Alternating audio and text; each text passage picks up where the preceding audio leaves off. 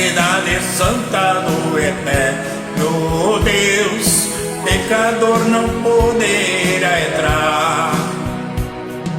Lá só entrarão os escolhidos seus, para os bens eternos desfrutar. Na cidade santa por Deus preparada, um repouso eterno fiel terá. De eternas riquezas ela é adornada, e seu brilho não se apagará. A cidade santa do eterno Rei é de incomparável esplendor. Ela habitará quem caminha na lei, na perfeita lei do Criador.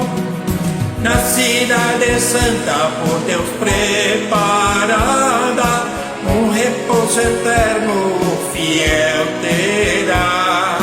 De eternas riquezas ela é adornada, e seu brilho não se apagará. Glória a Deus.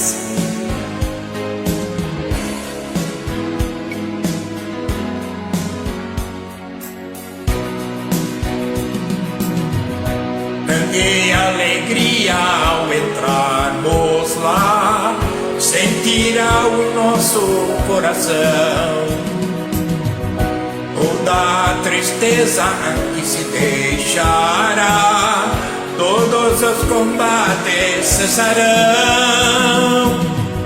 Na cidade santa por Deus preparada, um repouso eterno fiel terá. De eternas riquezas ela é adornada, e seu brilho não se apagará. Glória a Deus. Deus abençoe.